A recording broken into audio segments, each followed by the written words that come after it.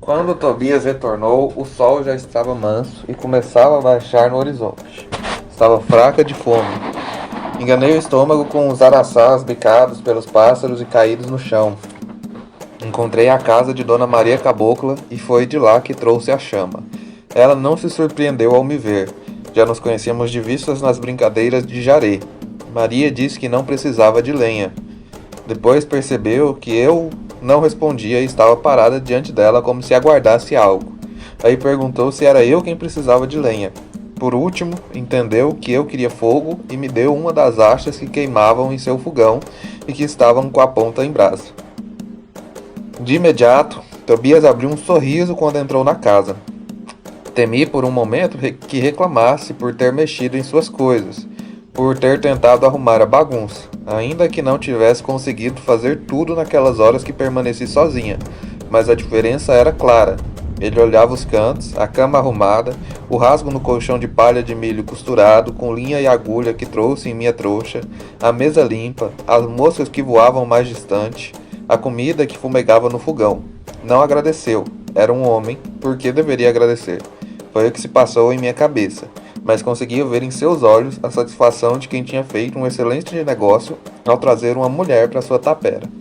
Fiz um prato farto para ele, postei-me de pé ao seu lado, esperei que comesse. Queria ver em seu rosto o deleite por provar meu tempero. Comeu ávido. Com as mãos despejava largas porções de farinha de mandioca em seu prato, até esvaziá-lo. Joguei as espinhas no mato, mas nem esperei que pedisse por mais e repus o feijão e o peixe. Esvaziou com o mesmo entusiasmo do primeiro. Deixei que se afastasse para o banho na lata cheia que tinha ido buscar no rio, ao terminar a minha tentativa de arrumar a casa. Estava exausta quando entrei para me banhar no Santo Antônio. Quando a noite caiu, acendi o candeeiro com o querosene que havia achado misturado no lixo. Postei-me perto da luz sentada para costurar um dos lençóis, puidos e com grandes rasgos que havia lavado pela manhã. Estava tomada pela agonia e tentava me concentrar na agulha. Tobias me cercou, bebia cachaça que havia deixado em cima da mesa. Passou a falar do dia, das reses, de Sutério, dos trabalhos na fazenda. Eu parava por uns minutos para olhar um pouco para o seu rosto, para que não pensasse que era desfeita minha costurar aquela hora, para que não desconfiasse que temia o que estava por acontecer a nós dois. Na mesma cama em que havia batido com o cabo de vassoura para levantar o pó e que havia costurado, mas bastava que encontrasse seus olhos para de imediato desviar para a agulha que rompia a trama do tecido, entrando de um lado a outro. E com o coração aos pulos dizia a mim mesma, a cada hora, sua agonia. Depois que ele me deitou na cama, beijou meu pescoço e levantou minha roupa. Não senti nada que justificasse meu temor. Era como cozinhar ou varrer o chão, ou seja, mais um trabalho. Só que esse eu ainda não tinha feito, desconhecia, mas agora sabia que, como mulher que vivia junto a um homem, tinha que fazer. Enquanto ele entrava e saía de mim num vai e vem que me fez recordar os bichos do quintal, senti um desconforto no meu ventre, aquele mesmo que me invadiu pela manhã com o trotar do cavalo. Virei minha cabeça para o lado da janela. Tentei olhar pelas frestas a luz da lua que tinha despontado no céu mais cedo. Senti algo se desprender de seu corpo para o meu interior. Ele se levantou e foi se lavar com o resto da água. Abaixei minha roupa e fiquei de costas, com os olhos no teto de palha, procurando filetes de luz, procurando alguma estrela perdida que se apresentasse como uma velha conhecida, para dizer que não estava sozinha naquele quarto. No dia seguinte, logo depois que Tobias saiu para Lida, minha mãe apareceu trazendo domingas. Tinha um farmel de comida, um pouco de carne seca, mel, ovos e feijão verde debulhado. Queria ver como eu estava, saiu cedo de casa, vieram caminhando, aproveitando enquanto o sol ainda não estava a pino. Senti certo alívio ao ver as duas. Salu tinha a apreensão nos olhos. Se não fosse a vergonha, teria me perguntado se me fiz mulher direito durante a noite, se ele tinha sido respeitoso comigo. Se espantaram com a quantidade de entulho que havia separado. Eu estava agitada, minhas mãos cortavam o ar. Domingas tentava acompanhar meu raciocínio e ria das minhas tarefas de nova dona de casa. Passamos horas felizes naquela manhã, mas senti um aperto no peito ao vê-las afastarem, tomando rumo para casa. Tobias retornava ao fim da tarde e a primeira coisa que fazia era dar uma talagada na garrafa de cachaça que ficava em cima da mesa. Depois tomava banho ou ia direto se sentar à mesa para a refeição. Eu parava o que estivesse fazendo para servi-lo. No começo, parecia apreciar minha comida, sempre repetia. Depois passou a reclamar que tinha muito ou pouco sal, que o peixe estava cru e me mostrava pedaços em que eu não conseguia enxergar a falta de cozimento, ou outros esbagaçados com as espinhas, dizendo que tinham cozido demais. Nessas horas eu ficava aflita, o coração aos pulos, magoada comigo mesma, me sentia de uma tonta por ter sido desleixada com o preparo. Mas suas queixas não passavam disso, não alterava o tom de voz, não falava alto. Falava como se olhasse para o cultivo e constatasse alguma coisa que enfraquecia a plantação. Com o passar do tempo, Tobias parecia não sentir satisfação pelo que eu fazia. Se queixava de algum objeto que procurava e não encontrava, dizia que eu não podia mexer em tudo, que às vezes algo poderia parecer estar fora do lugar, mas estava no lugar certo, porque ele havia escolhido assim. Concordava, assentia com a cabeça, mas evitava olhar seus olhos. Nessas horas, crescia a vontade de deixar tudo para trás, de voltar para minha casa, mas o que os vizinhos não iam dizer? Continuávamos a frequentar a casa de meu pai nas noites de jaré. Todos agora sabiam que eu não era mais Belonísia de Zeca Chapéu Grande, e que agora vivia com Tobias. Logo eu era Belonísia de Tobias. Deixava aquela mágoa percorrer meu peito, mormente, quando ele erguia a roupa antes de dormir para entrar em mim. Ele dormia, roncava, não reclamava da mulher deitada. Então ficava quieta por dentro, como se estivesse tudo bem. Me levantava logo quando o via mexer na cama, antes do sol nascer, mas era só acordar que vinha mais queixa, ou o café estava ralo, como xixi de anjo, ou estava forte, uma borra de amargo. Procurava enxada, procurava foice, coisas que eu nem havia mexido. E se ele mesmo deixasse as coisas num lugar diferente, só por não lembrar, perguntava: mulher, onde está isso, onde está aquilo? E sentia aflição. Parava o que estava fazendo para ajudá-la a procurar. E se eu encontrasse, era como se ele tivesse feito. Nem dizia palavra para agradecer. A coisa ficou tão ruim que eu me antecipava, nem esperava ele pedir.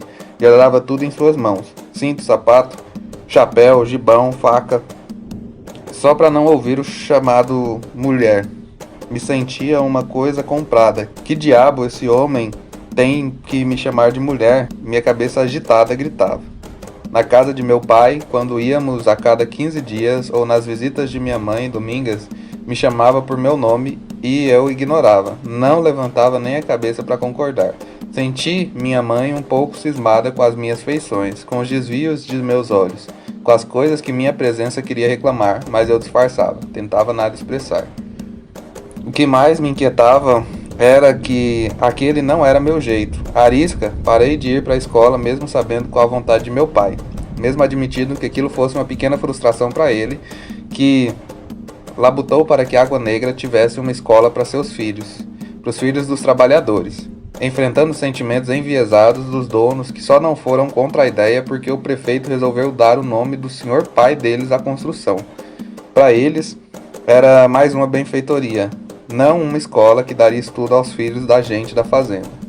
Os rapazes não se aproximavam de mim, ou porque me achavam feia, ou porque não poderiam conversar comigo, principalmente sem a intercessão de Bibiana, ou porque me viam como um desafio, alguém que desafiava a força, que achavam ser privilégio dos homens. Era assim que eu me sentia, mas ali na casa do homem com quem vivia, nos limites daquele casebre de paredes que ruíam, era uma intrusa. Não me sentia à vontade para reagir, nem que fosse de forma serena, sem rompantes de violência nos gestos. Um dia, logo depois que Tobias saiu a cavalo para a lida com Sutério, Maria Caboclo adentrou a casa num repente que me fez imaginar que era alguma maldade à espreita, algum homem a entrar pela porta para atacar a mulher que vivia sozinha. Ela estava com a roupa rasgada, chorando muito, o corpo tremia. Carregava seu menino caçula também aos prantos. Não entendia muita coisa do que dizia, ouvia apenas algumas repetições. Ele vai me matar. Os olhos estavam arregalados, o cabelo liso grudado no rosto de suor e o muco viscoso deixava o nariz. Ela se sentou, fechei a porta da casa para ver se seu pavor diminuía, para abafar o som dos choros que ecoavam porta fora. Servi a ela um copo d'água, tomei o menino em meus braços, mas nada do que fazia parecia amenizar o sofrimento dos dois. Só depois de algum tempo, Maria Cabocla me disse que fugia do marido, que estava louco, ensandecido, e que as outras crianças haviam se embrenhado na mata. Senti um arrepio só de pensar que aquele homem adentrasse a casa para buscar Maria Cabocla, além de me dar umas pancadas por ter violado a regra de que não se deve meter em uma briga de marido e mulher. Depois tentei me acalmar. Tobias era um homem valente e respeitado. Conhecia Aparecido, tinham boa relação. Não eram compadres, mas eram bons vizinhos. Ele não invadiria a casa sem permissão. Catei umas folhas de capim santo, coloquei água no fogo, servi Maria Cabocla, que não me olhava, soluçava como criança. Encostei o copo de chá na sua boca. Estava morno. Precisava beber. Foi então que vi seu olho roxo num ferimento acima da pálpebra e senti a amargura. Fiz um emplastro com o que tinha de mais fácil no quintal, lembrando os gestos da cura que me foram passados por meus pais e minha avó, sem que eu mesma soubesse que sabia tudo aquilo. Passei no seu machucado. Passei minhas mãos no seu cabelo, amarrei com uma tira de tecido velho que guardava para as necessidades. Só naquele momento vi de forma mais clara o rosto de Maria Cabocla, com sua pele acobreada de índia. Nas vezes em que a encontrei para pedir fogo ou lavar roupa na beira do rio, me contava sua história, sua travessia, e não havia observado seus traços com a profundidade com que fazia naquele instante. De Maria guardava, sobretudo, as histórias das muitas fazendas por onde havia andado, da avó que havia sido pega no mato a dente de cachorro. Maria estava magra, parecia ter uma fome permanente. Seu corpo miúdo tinha manchas púrpuras. Era possível ver a luz do dia. Mulher bonita, minha mãe diria, mas maltratada. Todas nós, mulheres do campo, éramos um tanto maltratadas pelo sol e pela seca. Pelo trabalho árduo, pelas necessidades que passávamos, pelas crianças que paríamos muito cedo, uma atrás da outra, que murchavam nossos peitos e alargavam nossas ancas. Em pé, olhando Maria sentada na cadeira, vi seus seios pequenos, subindo e descendo na inquietude de sua respiração desolada. Me senti compadecida de sua situação e com vontade de dividir o pouco almoço, mas me contive porque ainda dava importância à reação de Tobias. Assim como adentrou, Maria Cabocla, depois de um tempo curto, saiu porta fora agradecendo. O menino dormia encangado em seu corpo, esquecido do choro. Disse que iria procurar pelos outros filhos, que o marido deveria ter saído, que a raiva haveria de ter passado. Quase li em seus pensamentos que foi uma tolice ter deixado a casa, se assustar, que o lugar da mulher é ao lado do marido. Não se sai de casa em casa contando o que acontece na própria, fazendo de sua vida assunto de mexerico. À porta vi seu corpo deslizar ágil pelo caminho e pedi aos encantados que a protegessem com seus meninos. Mais tarde, Tobias chegou suado e com os olhos vermelhos. De longe senti que havia bebido. Amarrou o cavalo com dificuldade e entrou em casa trocando as pernas. Coloquei as panelas no fogão para aquecer. Antes de sentar, ele já reclamava da demora, que tinha fome e que trabalhava desde cedo. Fiquei apreensiva. Aliás, essa apreensão havia se tornado uma rotina em minha vida naquele pouco tempo em que morávamos juntos. Pensava na grande besteira que foi ter saído de casa, mas ele nem queria me dar o direito ao pensamento naquele dia. Berrava palavras violentas contra todos, desde os vizinhos até Sutério e a família Peixoto. Me angustiei ao imaginar que poderiam ter contado pelo caminho que havia abrigado a mulher de Aparecido, Maria Cabocla. Quando botei o prato na mesa, ele meteu as mãos sujas e levou à boca. Falou palavra que não entendi, parecia ter queimado os dedos na comida quente. Continuei ao seu lado. Depois que levou à boca, de novo gritou que estava sem sal. Babava. Era a primeira vez que o via completamente embriagado. Nas festas bebia um tanto, mas se conservava de pé. Ficava com a boca vermelha e os olhos apertados pelas pálpebras caídas, mas não embolava a língua como fazia ali na mesa. Tentava entender o que ele dizia e, sem chance de me proteger, o prato veio na minha direção. Olhei para o chão e vi a comida espalhada. Aquele chão onde havia curvado meu corpo para varrer e assear com zelo. Senti raiva naquele instante. Perguntei a mim mesma quem aquele vaqueiro ordinário pensava que era. No início encarava com inquietação os acessos de fúria que passou a apresentar. Antes eram mais contidos, agora tinha perdido as estribeiras. Dali a pouco esse cavalo iria me bater igual ao marido de Maria Cabocla, mas eu já me sentia diferente, não tinha medo de homem. Eu era neta de Donana e filha de Salu, que fizeram homens dobrar a língua para se dirigirem a elas. Ele se recostou na parede, o banco pendia para trás. Olhei para o chão, imaginei que esperasse que fosse limpar tudo naquela mesma hora, mas passei saltando o prato de esmalte, de andu e galinha esparramados. Limpei minhas mãos na roupa, saí pela porta do quintal e me pus a cavucar o canteiro de tomate e cebolinha. Esperava que viesse atrás de mim, valente que quisesse levantar a mão para me bater. Ouvi gritar de casa que eu era burra, que não falava, que eu era aleijada da língua. Engoli cada insulto que ouvi de sua boca. Dava um golpe mais forte, fazendo desprender da terra grandes torrões. Que se atrevesse a vir a me agredir, que faria o mesmo com sua carne. Faria-se soltar da face com um golpe apenas, antes que qualquer homem resolvesse me bater.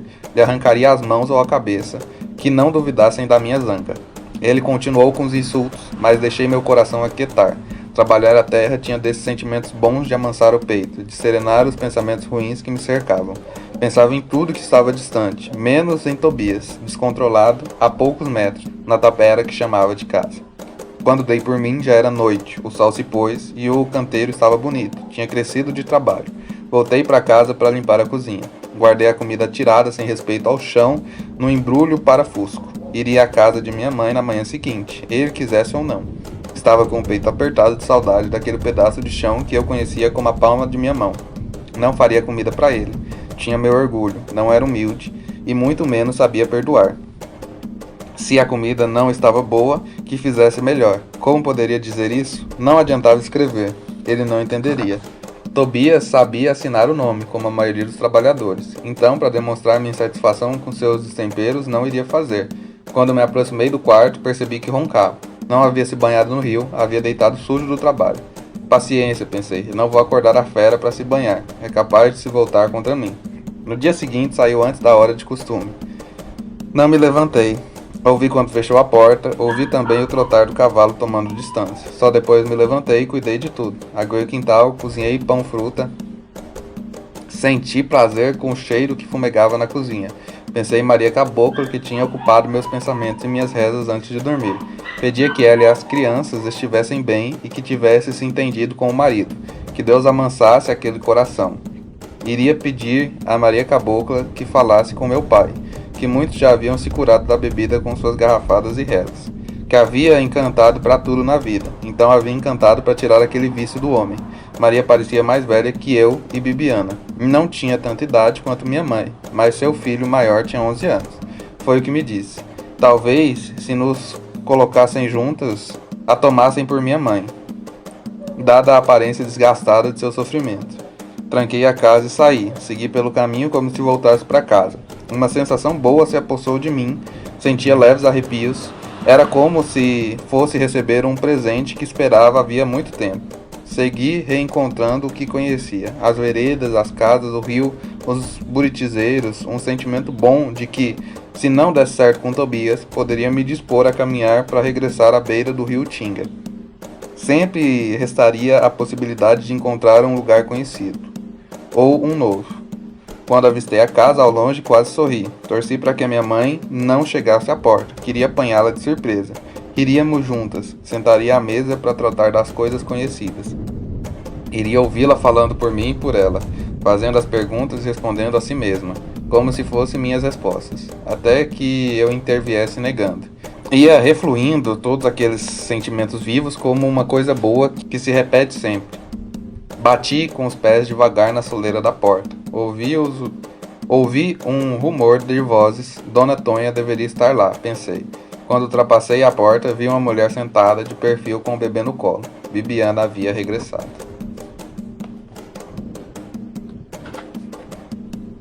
Faz tantos anos, mas recordo aquele dia do acidente que fez minha mãe e meu pai se desesperarem e correrem na companhia de Sutério, na rural em que eu sonhava passear. Não em meio ao choro e sangue, pela estrada até o hospital. Fiz a viagem acompanhada da recordação do desespero que tomou conta de Donana ao nos ver colocando sangue pela boca. Chocada ao ver sua mala fora do lugar de sempre, talvez esquecida da faca de cabo de marfim embrulhada e recolhida.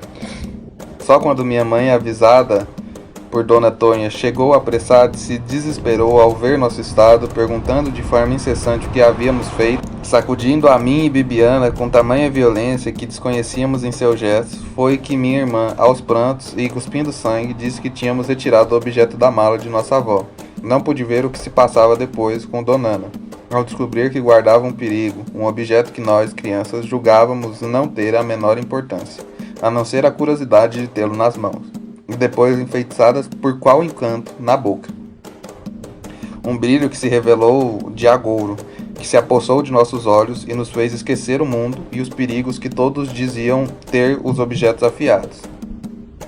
Cuidado com o fio de corte, nos levando por fim ao evento que atingiria nossa inocência para sempre. Naquela manhã, cansada de brincar com as bonecas de sabugo de milho, olhei Bibiana e sugeri que poderíamos ir para o quintal, no giral, pegar um pedaço de brasa, talvez um lagarto no mato e fazer as maldades que víamos outras crianças da vizinhança cometerem aos bichos. Ela disse que não queria. E se fôssemos ver a mala de vó Donana? Ela estava cozinhando batatas. Espere, me disse. Donana se perde na sua imaginação. Donana vive no passado. Logo estará perdida em seus pensamentos, avançando na mata depois do pomar e do galinheiro velho. Sentamos na soleira da porta, vislumbrando a sombra de nossa avó se afastar pela porta dos fundos. É provável que Bibiana não soubesse o que iria encontrar, mas eu me considerava mais esperta que minha irmã, mesmo sendo mais nova. Já havia visto Donana arrumar e desarrumar aquela mala muitas vezes, apesar da grossa camada de terra que os ventos de setembro e outubro traziam todos os anos, e que ficava depositada sobre ela, como se há muito tempo não revolvesse seus pertences. Havia visto certa manhã o desenrolar da faca de cabo de marfim. Vi Donana polir sua prata com um pano sujo enquanto falava sozinha de Carmelita, a tia desaparecida. Poderíamos pegar a faca para cortar os matos do lado de fora, cavucar a terra, tratar as caças de nossa imaginação. Poderíamos pegar a faca para apontar os restos de lápis que tínhamos, mas a faca reluzia mais que tudo. Nela nos víamos melhor que no caco de espelho que Donana guardava na mesma mala. Soprei para minha irmã, no silêncio do quarto, sem agitação dos pássaros lá fora, uma pergunta. Que gosto tem? Deve ter gosto de colher, Bibiana falou. Me deixa ver, pedi agitada, pulando em cima da pele de caititu que cobria as ondulações da terra no chão. Não, eu primeiro. Bibiana queria impor a autoridade de irmã mais velha, e gostava de exibir. Se Donana chegar e a encontrar com a faca na boca, ela perde a pose e ganha uma boa surra. Arrastei a cama, empurrando meu corpo para trás, para que Donana ouvisse ao longe a movimentação e voltasse depressa. Ela iria nos surpreender e acabaria a brincadeira. Afinal, a ideia de pegar a faca foi minha. Mas o aviso que lancei pelo ar não vingou. Então pensei em gritar. Minha irmã seria mais rápida ao lançar a culpa sobre mim. Vou pegar a faca mesmo contra sua vontade. Tem gosto de colher? Retirei rápido de sua boca. Tive que lutar por um instante com a força de sua mão. Achei que ela resistiria mais. Como resistia ao retirar algo seu. Ou como eu mesma resistia se tentasse retirar coisa minha. Não dei importância aos seus olhos que cresceram. Coloquei a faca em minha boca, encantada com seu brilho, e minha avó Donana se distanciava do mundo com seus pensamentos. Em minha mão aquele objeto pesou como uma rocha. Retirei-a de forma violenta quando percebi que o feitiço se voltaria contra mim e que seria surpreendida por nossa avó. Bibiana estaria livre para negar até o fim. Quando retirei a faca e vi Bibiana sangrando, senti que algo na minha boca também havia se rompido. Mas a emoção, a respiração acelerada pela proximidade de ser surpreendida, não me permitiram sentir naquele instante a dor que sentiria depois.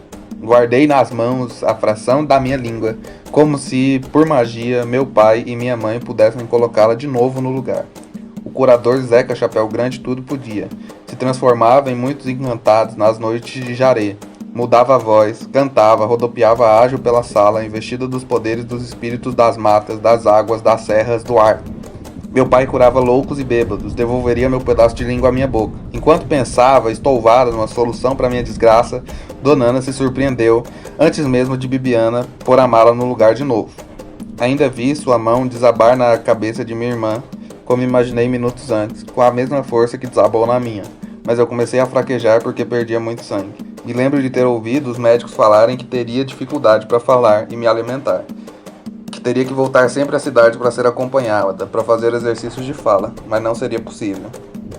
Não havia como deixar Água Negra. Morávamos distante. Não haveria maneira de nos deslocarmos por tantas léguas com tanta frequência. No hospital da cidade mais próximo não havia médico que soubesse fazer o tratamento. Por isso me calei. Passado muito tempo, resolvi tentar falar, porque estava sozinha me embrenhando na mesma vereda que Donana costumava entrar. Ainda recordo da palavra que escolhi, arado. Me deleitava vendo meu pai conduzindo o arado velho da fazenda carregado pelo boi, rasgando a terra para depois lançar grãos de arroz em torrões marrons e vermelhos revolvidos. Gostava do som redondo, fácil e ruidoso que tinha ao ser enunciado. Vou trabalhar no arado. Vou arar a terra. Seria bom ter um arado novo. Esse arado está troncho e velho. O som que deixou minha boca era uma aberração, uma desordem, como se no lugar do pedaço perdido da língua tivesse um ovo quente. Era um arado torto, deformado, que penetrava a terra, de tal forma a deixá-la infértil, destruída, dilacerada. Tentei outras vezes sozinha dizer a mesma palavra e depois outras. Tentar restituir a fala ao meu corpo para ser a Belonísia de antes. Mas logo me vi impelida a desistir. Nem mesmo quando o edema se desfez, consegui reproduzir uma palavra que pudesse ser entendida por mim mesma. Não iria reproduzir os sons que me provocavam desgosto e repulsa, e ser alvo de zombaria para as crianças da casa de Firmina, ou para as filhas de Tonha. Durante todos esses anos, somente quando estava só, e mesmo assim muito raramente, ousava dizer algo. Era um tipo de tortura que me impunha de forma consciente, como se a faca de Donana pudesse me percorrer por dentro, rasgando toda a força que tentei cultivar desde então, como se o arado velho e retorcido percorresse minhas entranhas, lacerando minha carne. Se esvaía toda a coragem de que tentei me investir, para viver naquela terra hostil de sol perene e chuva eventual, de maus tratos, onde gente morria sem assistência, onde vivíamos como gado, trabalhando sem ter nada em troca, nem mesmo o descanso, e as únicas coisas que tínhamos direito era morar lá até quando os senhores quisessem, e a cova que nos esperava fosse cavada na viração, caso não deixássemos água negra. Mas eu persistia e repetia as palavras mais duras, as que não gostava de ouvir, para mim mesma nos caminhos que percorria sozinha e que com o passar do tempo foram se tornando mais frequentes. Não me furtava a dizer o que faria muitos correrem temendo a virulência de uma língua. Eram palavras repetidas por minha voz deformada, estranha, carregada de rancor por muitas coisas que só fez crescer ao longo dos anos.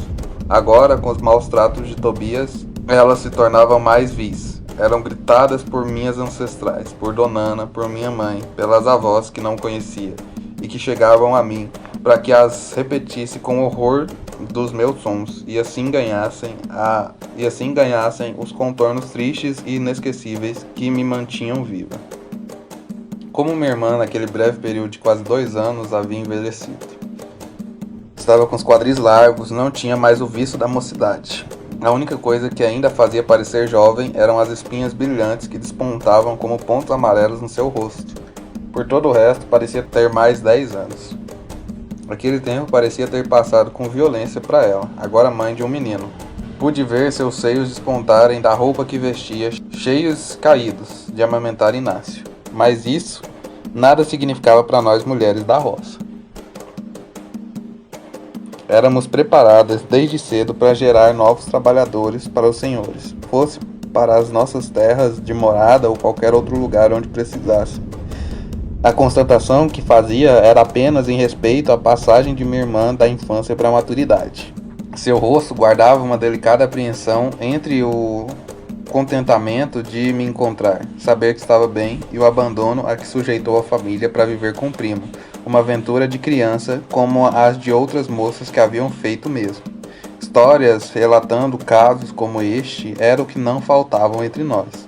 Seus movimentos revelavam os instintos maternos, os que observamos com muita familiaridade nos animais que nos cercam.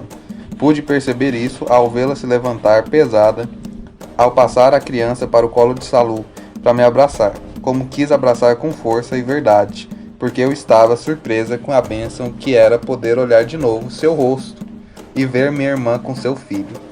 Como a mágoa que sentia aflorava com uma intensidade embotada, misturada a tudo mais que vivenciava, e por mais que quisesse sufocar, ainda persistia. Por isso, nossos cumprimentos foram desanimados, sem o vício que permeava nossa relação de irmãs antes de sua partida. O motivo de minha saída de casa naquela manhã ficou em segundo plano. Não esperava, depois de tanto tempo, que, de repente, encontraria Bibiana.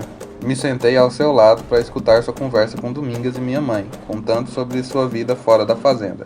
Tentei romper o meu espanto e articular algumas intervenções com os mesmos gestos que durante muito tempo foram compreendidos e transmitidos por Bibiana aos demais. Como tentei, naquele instante, recuperar o elo que nos fazia quase uma, mas os gestos não eram entendidos de pronto. Minha irmã precisava tentar uma, duas, muitas vezes, até que cansássemos. Domingas parecia me compreender muito mais. Já havia perdido, em parte, a habilidade de transmitir meus sentimentos. Minha incessante capacidade de me comunicar que dormia por longo tempo, desde a sua partida. Bibiana contou que ela tinha feito um supletivo e no próximo ano ingressaria numa escola pública de magistério, que trabalhava cuidando das crianças das vizinhas para que pudessem trabalhar. Ganhava muito pouco com isso, mas era o que podia fazer com um filho de colo. Contou também que Severo trabalhava na roça e frequentava as atividades do Sindicato dos Trabalhadores Rurais.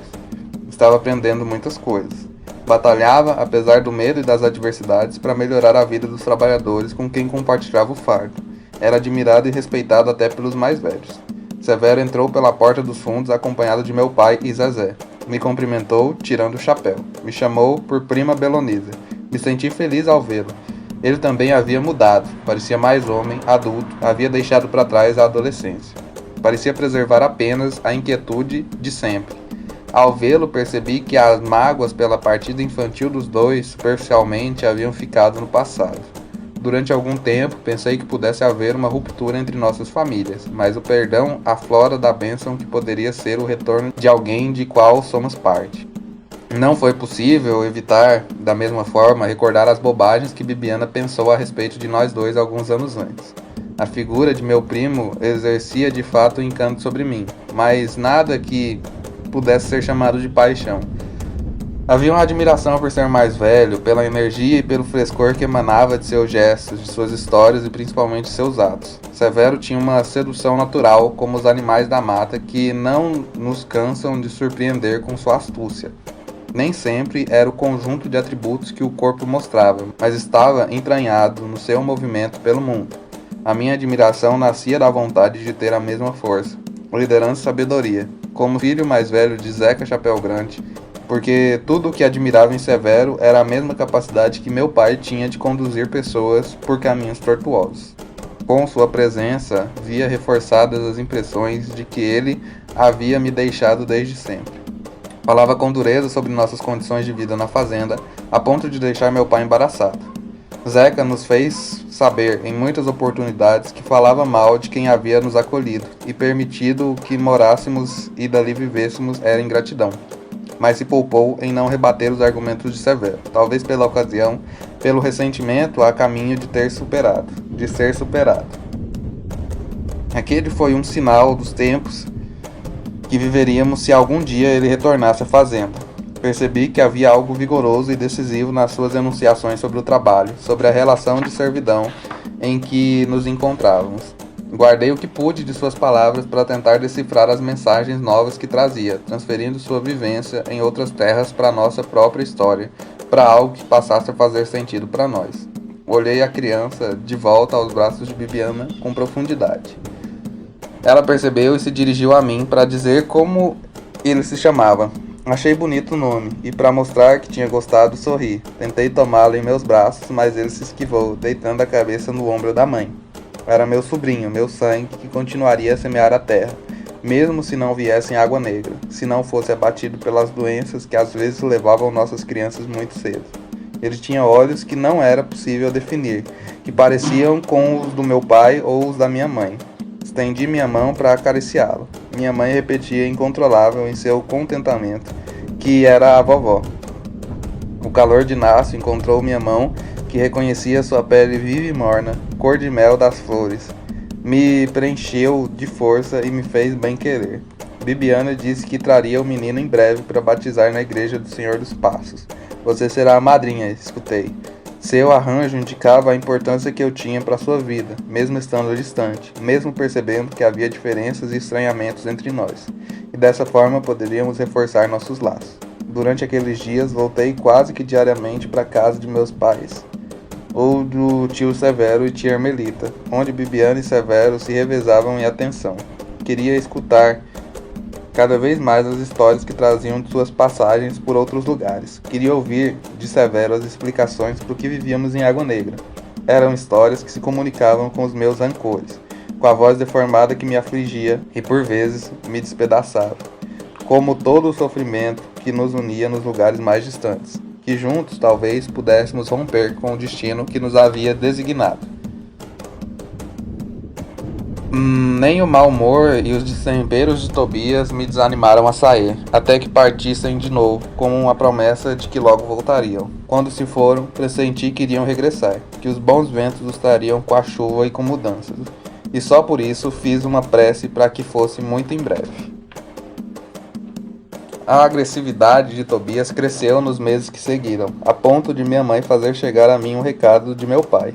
Estava preocupado comigo e queria que voltasse para casa.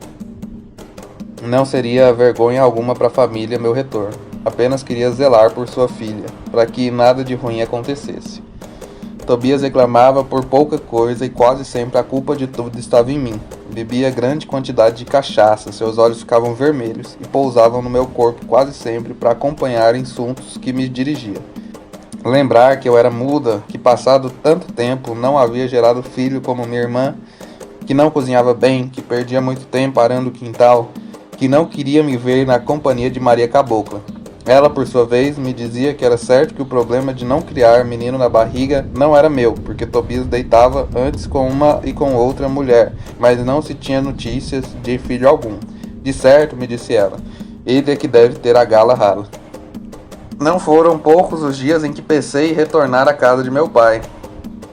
Mas algo me dizia que poderia dobrar o homem. Não deveria deixar a casa, acovardada. Se havia coisa que aprendi, era que não deveria aceitar a proteção de ninguém. Se eu mesma não o fizesse, ninguém mais poderia. O cuidado que Bibiana direcionava a mim no passado, nada mais era que desejo que ela mesma alimentou desde muito cedo, de que poderia salvar a todos, talvez influenciada pela experiência da crença de nosso pai. Mas, no fundo, era eu quem a protegia quando demonstrava medo nas atividades mais corriqueiras, quando precisávamos avançar na mata, ou nos rios, ou nos marimbus, me fazendo seguir na frente para, caso avistasse uma cobra ou um animal selvagem, espantar com o que dizia ser minha valentia. Durante um tempo, Tobias ainda temeu meu pai enquanto frequentava as noites de jaré. Bebia, falava alto, chamava a atenção dos presentes, mas não era o único a exagerar. Por isso ninguém dava muita importância. Era um momento de descontração da faina levada ao extremo dia a dia. Mas eu, que já ouvia falar alto quase todo dia por conta da bebida, não suportava nem olhar ou escutar sua voz, nem mesmo ficar ao seu lado quando saíamos. Preferia procurar outras companhias, ajudar minha mãe nos afazeres, ficar com Domingas ou com as filhas de Tonha. Foi mais ou menos naquele período que me veio um forte sentimento de culpa por ter aceitado viver com Tobias. Ele nunca havia feito perversidade como o marido de Maria Cabocla e de tantas outras, que faziam as mulheres de saco de pancada. Somente uma vez tinha ameaçado me bater, quando me fez procurar uma calça puida que tinha costurado dias antes para que vestisse. Gritou com seu jeito grosseiro, e eu, me sentindo ofendida, não arredei o pé da cadeira onde costurava uma toalha. Ele levantou a mão como se fosse dar um tapa, mas a susteve no ar quando irrompi a costura para mirar com olhos ferozes os seus olhos, como se o desafiasse a fazer o que ele queria, para ver se sua bravura ultrapassaria minha determinação. Sentia um bicho ruim me roendo por dentro naquele instante, e talvez ele tenha visto a fúria que guardava. Tobias abaixou a mão e parou de falar envergonhado e saiu para beber mais. Quando retornou cambaleando, deitou na cama ainda suja e dormiu. Pensava que seria melhor se tivesse morrido no dia em que saí de casa, que poderia ter despencado do cavalo e me estribuchado no chão sem forças, porque àquela altura minha lamentação não servia de nada. Sabia que, mesmo depois de muitos anos, carregaria aquela vergonha por ter sido ingênua, por ter me deixado encantar por suas cortesias, lábia que não era diferente da de muitos homens que levavam mulheres da casa de seus pais para lhes servirem de escravas. A vida bem-sucedida de meu pai e minha mãe, ou até o momento que Bibiana e Severo, parecia ser uma exceção. Sofriam algumas penitências, nenhuma mulher estava livre delas, mas eram respeitadas, tinham voz dentro de casa. Nunca havia visto meu pai dirigir qualquer insulto à minha mãe. Se não eram calorosos e afetuosos entre si, também não eram indiferentes. Cada um sabia da necessidade do outro e concordava com ceder para avançar. Apesar de pouco tempo, conseguia ver que comigo não seria do mesmo jeito. Poderia até piorar, a ponto de Tobias me destinar os mesmos maus tratos que Aparecido infligia a Maria Cabocla. Sem justificativa, Tobias passou a ficar mais tempo fora de casa. Deixou de ir ao jaré de meu pai e começou a frequentar outro, a léguas de distância. Quando não era o jaré, eram as festas de santo ou os aniversários e batizados de gente que conhecia. Continuava a chegar bêbado e com roupas sujas, com todos os tipos de manchas, de barro, de pintura de mulher. Foram muitos os dias que dormiu fora de casa. No início me preocupava com seu jeito explosivo e com as possíveis brigas e juras de vingança que poderiam recair sobre ele. Me preocupava também que Sutério, vendo correr sua fama, o convidasse a se retirar da fazenda. Já havia decidido que, caso isso ocorresse, não iria embora do lugar em que nasci. Senti meu corpo esfriar muitas vezes e, cada ausência de Tobias, rezava por mim mesma, para que tivesse forças de suportar aquela vida. Continuei a trabalhar no quintal, cuidando da roça, das coisas que ele já não fazia mais. Só não montava animal, como um vaqueiro, porque isso não sabia. Passadas semanas, depois de uma noite mal dormida, sem eu saber por onde andava Tobias, Genivaldo, vaqueiro da fazenda, chegou à porta de nossa casa com um chapéu na mão, silencioso. O mau presságio a ponto de arrebentar em seu rosto. Parecia uma ave de mau agouro. Senti meu corpo se arrepiar por inteiro. Me convidou a acompanhá-lo para a estrada, para o lugar onde encontrou o homem que havia me tirado de casa, caído.